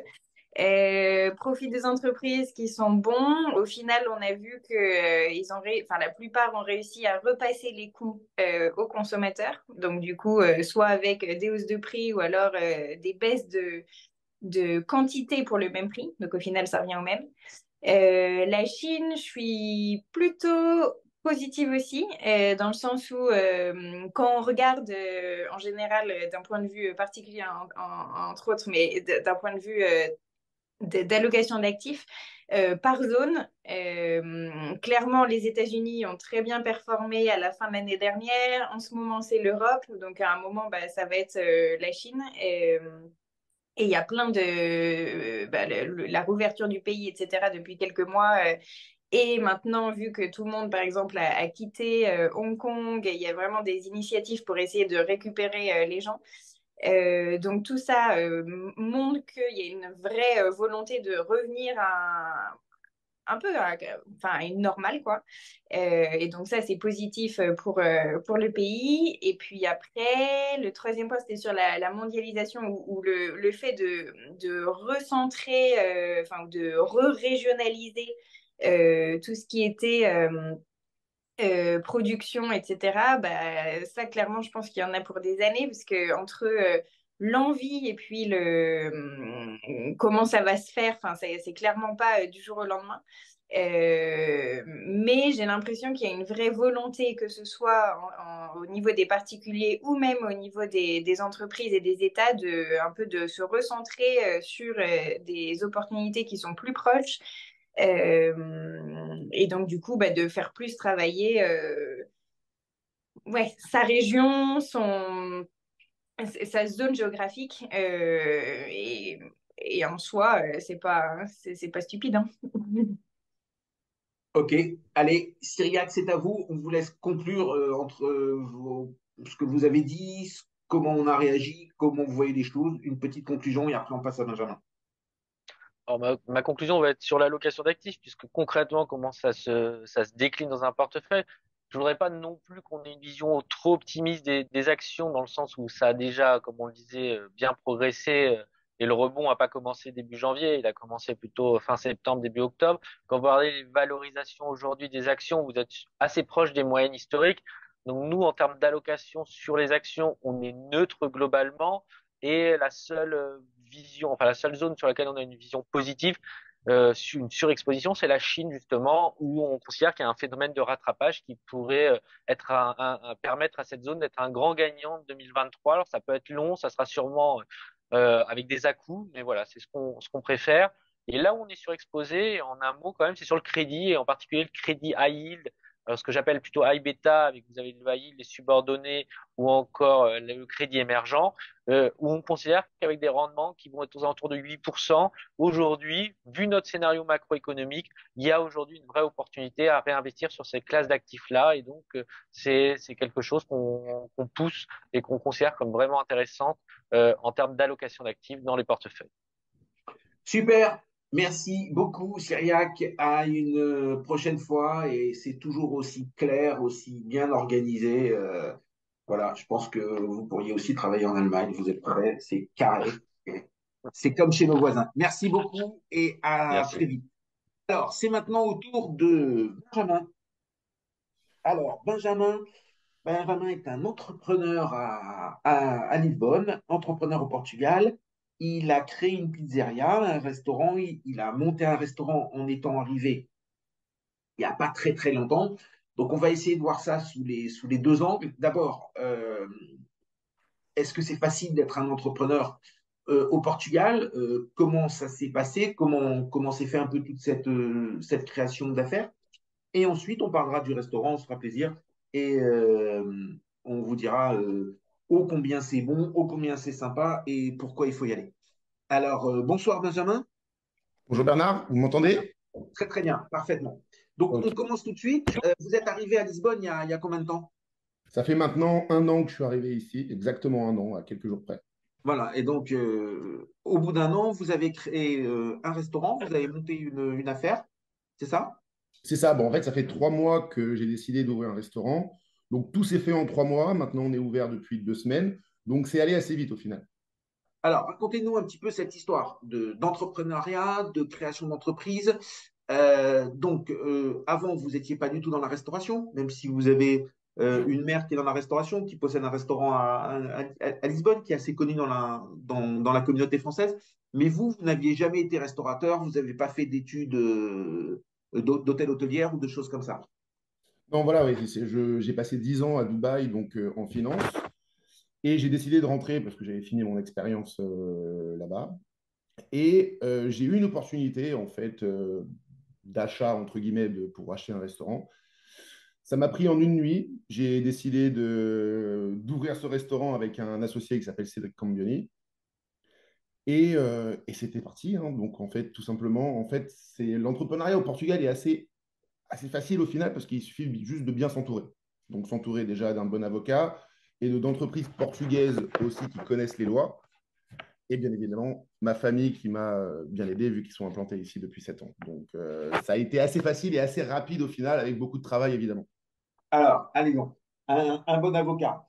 Si vous voulez donner son nom, vous pouvez. Si vous voulez le taire, vous pouvez aussi. Donc, Non, mais je peux le dire, elle s'appelle Katia Neves. Et alors, un bon avocat, elle est très, très, très, très bien, mais c'est surtout aussi quelqu'un qui connaît donc, ma langue, donc le français, donc franco-portugaise, et en plus de ça, donc qui connaît bien la loi au Portugal et surtout qui a ouvert, enfin, qui a aidé à ouvrir pas mal de restaurants, en fait, au final. Donc, elle connaissait un peu déjà le système. d'accord. Donc, là, vous vous êtes monté sous forme d'une société. On a monté une LDA, donc avec Cédric, Bien. chacun à 50%. Et c'était parti. Donc, elle s'est occupée de tous les papiers, toutes les licences, parce qu'il y a pas mal de choses à faire au Portugal, parce qu'au final, même si c'est facile, c'est beaucoup de paperasse. Beaucoup de D'accord. paperasse. On passe beaucoup de temps sur les papiers, en effet. Ouais. OK. Alors, donc ça, c'est fait. Ensuite, bon, vous avez fait un petit peu, j'ai envie de dire, le travail classique comme partout, chercher des fournisseurs, trouver un comptable, mettre tout ça en place, Ouais, recruter du personnel, avoir les galères de personnel, enfin voilà. Alors, exactement. de Bien votre- s'entourer, c'est le secret, ça c'est sûr. Voilà. Trouver des bons professionnels, des gens qui savent travailler, ça c'est le secret, ça c'est sûr, parce qu'il y en a quelques-uns. alors, juste une question avant qu'on passe à la deuxième partie. Comment vous avez fait pour recruter ce personnel, puisqu'un restaurant, c'est toujours beaucoup de main-d'œuvre. Vous êtes combien à travailler dans le restaurant? Les 7 maintenant. 7, donc ça veut dire vous, votre associé, et 5 salariés, c'est ça? C'est ça. Voilà. Et Voilà. majoritairement en cuisine, du coup, parce que c'est vraiment la cuisine qui pose problème. La salle, c'est facile à trouver. On peut trouver des extras, même sans beaucoup d'expérience, vu que Cédric et moi sommes là. On peut balancer un petit peu, si vous voulez, balance Alors, le recrutement, c'était quelque chose de compliqué, de dur? Pas Et autant que ça, finalement. bizarrement, je pense qu'on a eu de la chance aussi, mais le recrutement s'est fait assez simplement. On a envoyé quelques messages sur OLX, majoritairement, donc, qui est le bon coin portugais, c'est ça, hein, si je ne me trompe pas. C'est ça. Et on a reçu en une semaine 350 CV. Alors, évidemment, dans les 350 CV, il y avait du bon et du moins bon, très peu de bons. Donc, la sélection a été assez rapide et on a eu beaucoup de chance. Ensuite, après, j'ai eu aussi la chance que ma copine est d'origine ukrainienne et donc avait aussi posté quelque chose sur les réseaux ukrainiens. Et j'ai pu aussi avoir un bartender qui est donc biélorusse, mais ukrainien aussi. Et donc, voilà, je vais aussi utiliser la communauté ukrainienne pour recruter. Donc, j'ai eu un peu de chance. Voilà, tout simplement. C'est que de la chance parce que j'ai recruté 5 personnes assez rapidement et des bons en plus. OK. Alors, allez, on arrête. Ça, c'était le côté entrepreneuriat. On refera peut-être un jour une émission pour ces tout jeunes entrepreneurs, ces nouveaux entrepreneurs au Portugal. On vous réinvitera. Allez, faites-nous plaisir, faisons-nous plaisir, le restaurant. Allez, comment il s'appelle? Alors, ça s'appelle la Serra, La Serra. Qu'est-ce que vous faites comme cuisine? de la cuisine italienne avec une petite French touch. Très important, ça.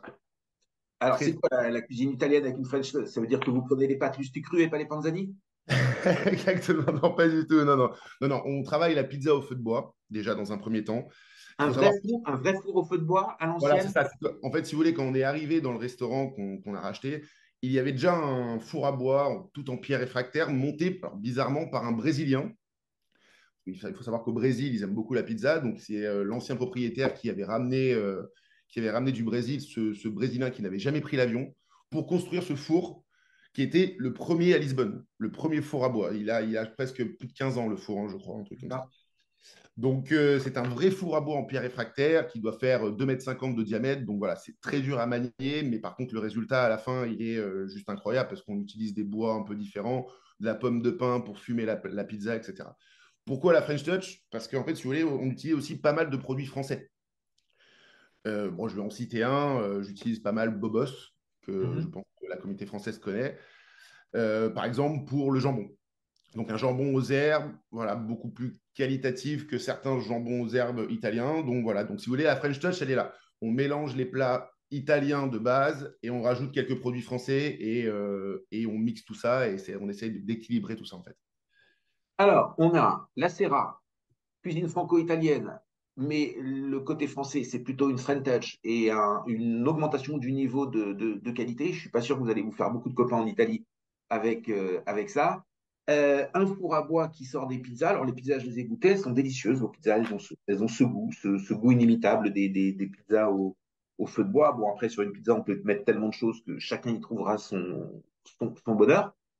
Et ensuite, en termes de plats, alors on est sur quoi comme plat si on n'aime pas, enfin si on n'aime pas, Alors, si on n'aime pas la pizza, si on ne veut pas de pizza ou si on a envie de manger autre chose que pizza? alors, c'est vrai qu'au début, on travaillait surtout la pizza parce que c'était évidemment compliqué, il fallait s'entraîner, hein, parce qu'on parle quand même, encore une fois, d'un four à bois. Maintenant, aujourd'hui, il y a encore quelques jours, on a intégré les pâtes, donc des lasagnes au four, donc au four à bois aussi, des pâtes cacio et pepe, voilà, très italien. Et on a intégré aussi les pâtes au chorizo pour faire plaisir aux Portugais, parce qu'on sait qu'ils aiment aussi le chorizo. Je vais bientôt travailler, par exemple, aussi une pizza au bacalao, qui est une pizza napolitaine, d'ailleurs, entre parenthèses, même si bacalao, c'est portugais, mais ils utilisent beaucoup le bacalao à Naples aussi. Et je vais travailler bientôt le l'ossobuco aussi, pour De faire veau plaisir ou de dinde? aux viandards. Il y en Comment? a. De veau. L'ossobuco de veau. De veau, oui, bien sûr, bah oui, à l'italienne. Mhm. Et aussi, on travaille aussi des starters. Alors, j'ai appelé ça des starters, mais si vous voulez, c'est des salades composées et des planches de charcuterie. Donc, si vous voulez, c'est des gros starters, donc c'est plus à partager. Je travaille des classiques tout en mettant un petit peu de personnalité dedans, surtout grâce aux produits, en fait. Une simple vinaigrette classique que vous connaissez, bah, je l'ai un peu élevée avec, par exemple, du vinaigre de calamansi et de l'huile d'olive de mandarine portugaise d'un petit producteur qui est dans l'Alentejo. Donc voilà, j'utilise un peu des produits à Alors, droite, à attendez, gauche. j'ai juste une petite question. Comment est-ce qu'on peut faire de l'huile d'olive de mandarine? Alors, ça, c'est la bonne question. Il faudrait que je lui demande. D'accord. Donc, c'est quoi? C'est une huile d'olive Aromatisé, je allez, pense. aromatisée à la mandarine, c'est ça? Voilà, c'est ça. Voilà, bon, bah, c'est plus la peine de lui demander. Ok, alors, avant que ce soit au tour de Julien Milinkiewicz avec son passage sur le rachat en assurance vie et le coût du rachat en assurance vie, je vais juste vous laisser maintenant conclure et nous dire où vous êtes et comment on fait pour venir et quels sont vos horaires, si vous avez un Ok. jour de relâche et tout. Donc, alors, vous êtes où? Alors déjà, on est placé à Alcantara. Donc pour ceux qui connaissent, je suis juste en face de la COUF et juste derrière LX Factory. Donc on est voilà, placé entre deux landmarks assez connus. Euh, on travaille surtout aussi, ne venez pas juste pour la nourriture, même si elle est parfaite, mais on travaille aussi l'ambiance. Donc l'expérience, vu qu'on a fait une décoration un peu sympa, un peu différente, avec aussi un côté lounge, un côté bar, en fait, où vous pouvez juste venir prendre des cocktails, parce qu'évidemment, on fait des cocktails, et tout ce qu'on met dans les cocktails est maison, évidemment, à part l'alcool, mais aussi tout ce qui est sirop de lavande, par exemple, on le fait maison. Donc voilà, il y a pas que le côté restaurant, il y a le côté expérience aussi. On essaye de faire quelque chose de, comment dire, ambiance, mais intimiste. Voilà. D'accord. Et ça, Et c'est plus important. ouvert tous les jours? Ouvert tous les jours, à part le dimanche soir et le lundi. Il faut bien que l'équipe se repose. Et on travaille aussi pas mal d'events, donc d'événements. Le mercredi, nous allons faire, ça commence cette semaine, la Ladies Night, donc soirée filles, pour toutes les femmes qui veulent être tranquilles et boire des cocktails gratuits, parce qu'on propose 2 cocktails gratuits pour toutes les femmes qui viennent passer un moment chez nous. Et après, elles peuvent manger. Et le vendredi aussi, nous allons faire des events un peu spécifiques pour attirer différents types de clientèle, comme par exemple, la semaine dernière, on a fait un event tatouage. Donc, on a invité 3 tatoueurs portugais plus ou moins connus qui sont placés dans le restaurant, qui ont tatoué des gens, et d'autres personnes qui mangeaient ou d'autres personnes qui buvaient des cocktails. Donc, si vous voulez, on travaille, on veut attirer plein de types de clients différents. Et voilà, on travaille sur ces événements. N'oubliez pas aussi qu'on fait un business lunch à 13 euros pour toutes les entreprises ou toutes les personnes qui voudraient venir déjeuner le midi avec nous. Super. Allez, merci Et beaucoup. Bonne chance. À très merci Bernard. bientôt. Toute l'équipe de Parlons Patrimoine Ah, viendra. je vous attends, hein, je vous attends tous, hein. Voilà, avec joie. Merci. Allez, Et c'est maintenant merci. au tour de Julien. Bonsoir Julien. Bonsoir Bernard, bonsoir à tous. Merci Julien d'être présent. Alors là, vous êtes revenu avec un sujet passionnant, un sujet, j'ai envie de dire, un sujet qui fait l'unanimité ou qui fait le contraire. Il fait l'unanimité de la question, mais il ne fait pas l'unanimité de la réponse. On entend des choses, on en entend d'autres, et on a des avocats qui disent un truc, des avocats qui disent autre chose. Donc nous, ce qu'on a essayé, c'est de nous organiser avec une question très simple, en fin de compte. On verra que la réponse n'est peut-être pas aussi simple. Je suis résident au Portugal, j'ai un contrat d'assurance vie à Luxembourg. Comme je suis quelqu'un de sérieux, j'ai ce contrat d'assurance vie chez Wellins Bien et sûr. je décide de faire un rachat parce que j'ai besoin d'argent. Et ce que je veux savoir, ma question, qui est la question que l'on nous pose, mais vous ne pouvez même pas imaginer combien de fois on me l'a posée, que dois-je payer? À qui dois-je payer? Comment dois-je payer? Voilà. Pour démarrer, on a un peu travaillé ensemble. On va avoir deux catégories de gens. Les gens qui sont résidents au Portugal et qui bénéficient du statut de RNH et les gens qui sont résidents au Portugal et qui ne bénéficient pas du statut de RNH. Si vous êtes d'accord, Julien, on commence avec le statut de RNH et ensuite, on va faire nos hypothèses. Quand le contrat a été ouvert, combien on rachète, combien on a mis. Enfin, je vous laisse faire. Alors, merci beaucoup Bernard. Je crois qu'on est tous d'accord que l'attrait du Portugal ne faiblit pas chez les ressortissants français. Et lorsque les ressortissants français viennent s'installer au Portugal, déjà en premier lieu pour bénéficier du statut RNH, ils ont dans leur bagage un contrat d'assurance vie qui peut être ouvert auprès d'une compagnie luxembourgeoise comme Willins ou auprès d'une compagnie française. Donc déjà pour repréciser un rappel, sous condition de ne pas avoir été résident fiscal au Portugal depuis moins de plus de 5 ans et de remplir les conditions pour être résident fiscal au Portugal et de demander ce statut RNH, vous pouvez bénéficier de ce statut fiscal dérogatoire qui existe depuis une quinzaine d'années et qui est sur différents axes, en tout cas sur l'axe qui va nous intéresser, c'est l'exonération de l'ensemble des revenus qui proviennent de l'étranger. C'est-à-dire qu'au-delà du contrat d'assurance vie, lorsque vous avez des dividendes, lorsque vous avez des intérêts, lorsque vous avez des plus-values immobilières, si vous êtes sous statut RNH au Portugal et sous condition que ces différents produits, que ces différents revenus sont imposables dans l'État source, sous statut RNH au Portugal, vous allez être complètement exonéré, et ce pour une durée de 10 ans. Maintenant, parlons, comme vous l'avez dit, du contrat d'assurance vie. J'arrive au Portugal, je suis sous statut RNH, je l'ai demandé, j'en profite. Déjà, si j'ai un contrat d'assurance vie qui est un contrat d'assurance vie auprès d'une compagnie ouverte en France, avant mon départ au Portugal, nonobstant le fait que je sois sous statut RNH au Portugal, dans toutes les hypothèses, j'aurai quand même une retenue à la source côté France. Ça, il faut également pas l'oublier. C'est-à-dire que peu importe que je bénéficie de ce régime fiscal dérogatoire, et on va en parler propre au contrat d'assurance, lorsque j'ai ouvert mon contrat auprès d'une compagnie française, dans toutes les hypothèses, la France prélèvera une retenue à la source dans l'hypothèse d'un rachat. Donc, premier avantage vis-à-vis du contrat d'assurance vie ouvert chez Willins, c'est que le contrat étant ouvert auprès d'une compagnie établie à Luxembourg, vous n'aurez pas de retenue à la source côté luxembourgeois. Ça, c'est déjà une épine fiscale en moins. Ensuite, comment vous allez être traité, à quelle sauce vous allez être traité fiscal au Portugal dans le cadre de votre achat du contrat d'assurance vie? Pour ma part, si vous êtes sur statut RNH et dans l'hypothèse où vous avez des revenus des produits qui proviennent de l'étranger, vous pouvez faire valoir une exonération.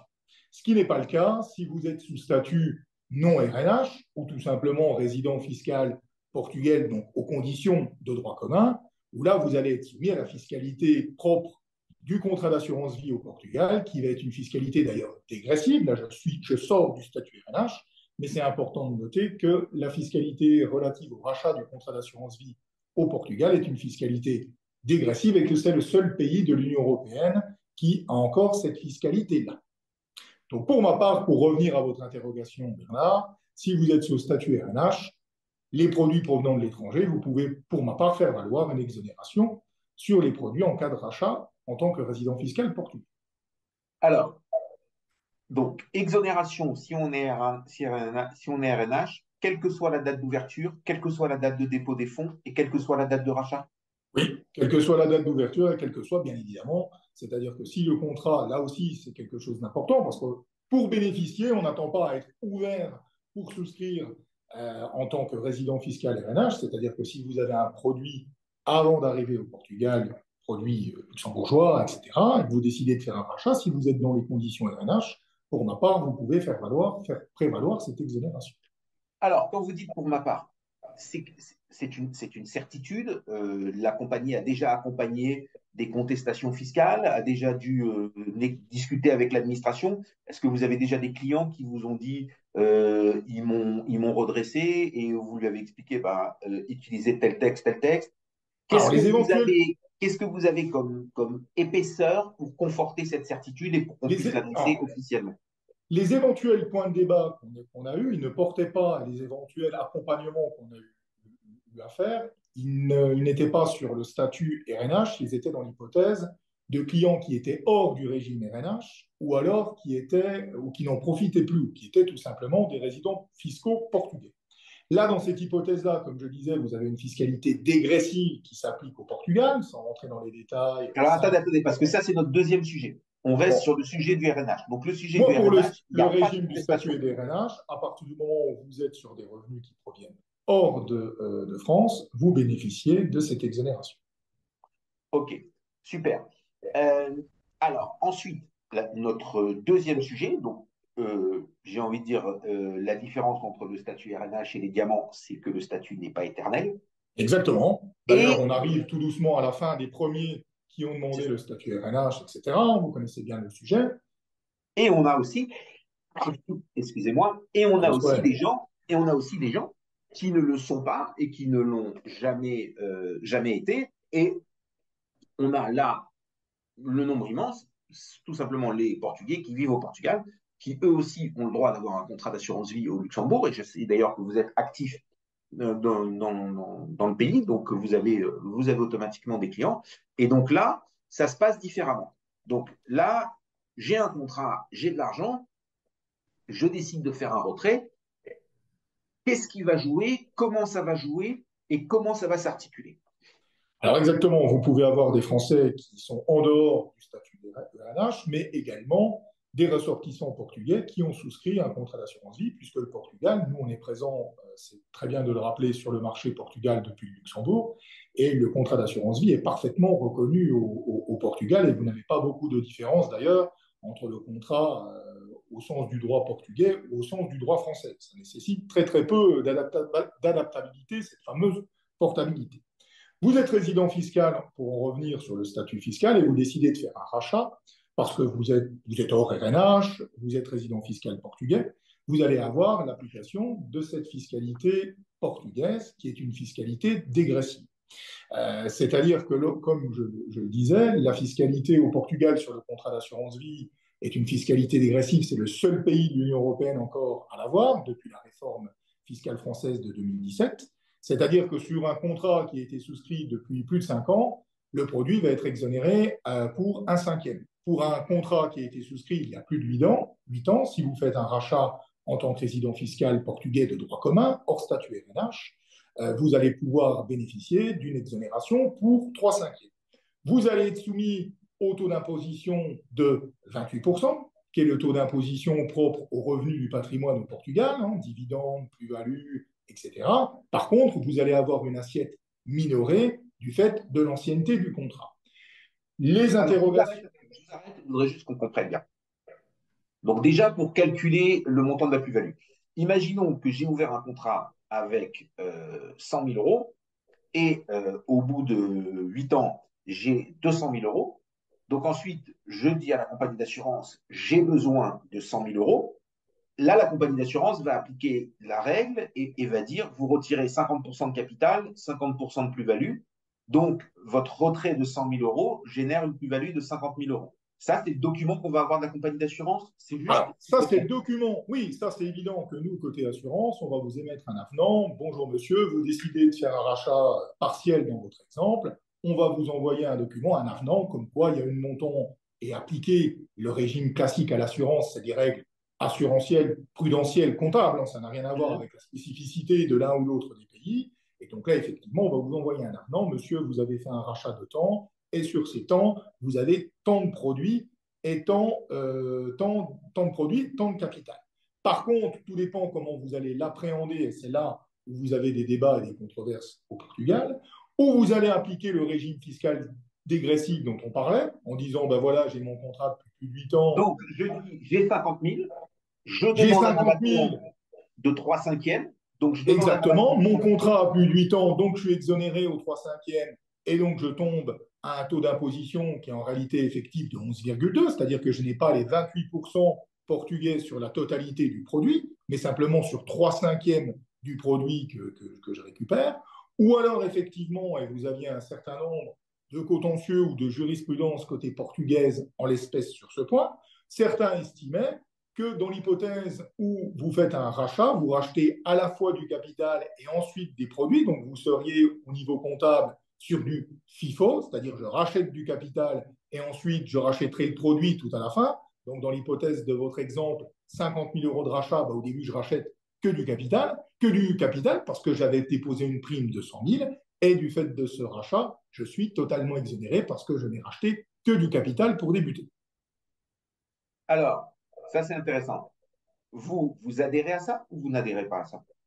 Moi, je suis plus d'une manière conservatrice et après les différents échanges qu'on a eus, je pense que l'avenant, bien évidemment, qu'on va vous émettre va reprendre les produits. Moi, je serais plutôt sur un aspect conservatrice en vous disant d'imposer dans toutes les hypothèses, d'être imposé en fonction de la durée d'ancienneté de votre contrat.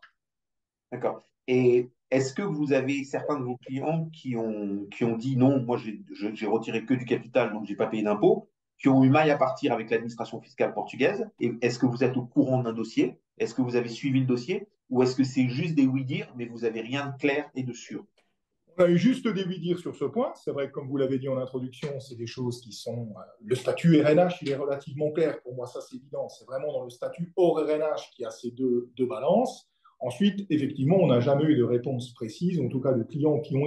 Est-ce que ces clients qui ont contesté ou qui se sont posé la question ont été au bout pour demander l'application de cette tolérance qu'avait l'administration fiscale portugaise en disant en cas de rachat, je rachète que du capital et non pas du capital et du produit. Comme je rachète que du capital, j'applique le FIFO. Et pour mon premier achat partiel de 50 000 pour cette prime de 100 que vous évoquiez, je suis complètement exonéré. Voilà. Et alors, dernière question, est-ce qu'au Portugal, il y a cette règle un peu de, comme il y avait une vieille règle comme ça en France, où on regarde non pas quand a été ouvert le contrat, mais depuis combien de temps sont posés les fonds ou la majorité des fonds sur le contrat? Oui, pour pouvoir bénéficier de cette fiscalité dégressive au Portugal, on est hors statut RNH toujours, pour bénéficier de cette, ce n'est pas la date d'antériorité, vous avez la date d'antériorité du contrat, un petit peu à l'image de ce qui existait en France précédemment, mais il faut également qu'il y ait 35% des primes qui aient été payées durant la première moitié de vie de la police. C'est-à-dire que si vous avez ouvert un contrat en année N avec un versement minimal et qu'en N plus 7, vous faites un versement majoritaire, vous avez versé 1 en N et 99 en N plus 7, et que vous faites un rachat en N plus 8, vous ne pourrez pas bénéficier de cette fiscalité dégressive. Certes, le contrat aura plus de 8 ans, mais par contre, vous n'aurez pas versé un minimum de 35% des primes durant la première moitié de vie de votre contrat, dans mon exemple, durant les 4 premières années, si vous faites un rachat à 8 ans. Alors, là-dessus, je vais extrapoler, ce sera ma dernière question. Ce qui veut dire que si on rencontre au Portugal, enfin, je vais parler pour moi, allez, pour moi, donc gestionnaire de patrimoine, si je rencontre au Portugal quelqu'un qui a un contrat au Luxembourg depuis 15 ans, sur lequel il a mis 50 000 balles, et là, il vient me voir et il me dit, maintenant, j'ai fait un héritage, ou j'ai vendu mon affaire, ou j'ai vendu une maison, j'ai 2 millions à mettre. Le bon conseil, c'est donc de lui dire d'ouvrir un nouveau contrat, puisque, en fin de compte, il faudrait autrement qu'il attende 15 ans pour rentrer dans cette logique de première moitié, alors que Exactement. s'il ouvre un nouveau contrat, dans 8 ans, ce sera fait.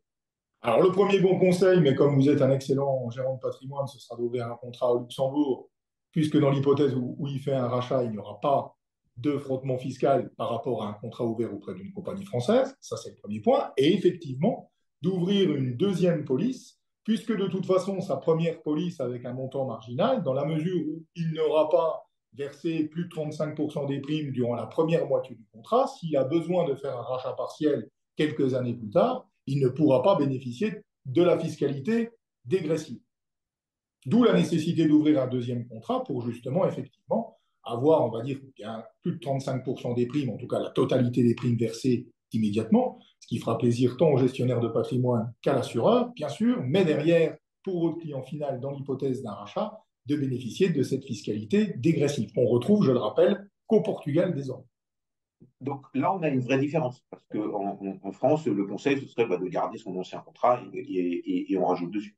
Oui, sur la France, en fait, la distinction, elle va se faire bien évidemment sur la fiscalité d'essai, avec la règle d'avant ou après 70 ans. Ensuite, une fois qu'on a pris date fiscalement, même si cette prise de date fiscale existe beaucoup moins en France depuis la réforme de 2017, puisque maintenant tout est à la flat tax de 30%, hein. Vous n'avez pas de cette fiscalité dégressive de 35, 15 ou 7,5. Là, au Portugal, vous avez encore cette vraie différence au moment pour la fiscalité en cas de vie. Je ne parle pas de la fiscalité en cas de décès, puisqu'en cas de décès, le Portugal ne prélève pas de droit de succession en ligne directe. Ok, le décès, ça fera l'objet d'une prochaine émission, donc je ne vais pas vous relancer là-dessus. Très bien, rendez-vous est noté. En détail comment se passe la fiscalité du décès, assurance vie et en assurance vie. Merci beaucoup, Julien. À très bientôt, Bernard. Au revoir. Soirée. Je vous dis à très vite et c'est toujours un plaisir de vous avoir avec nous. À très vite. Au revoir. La French Radio. Portugal.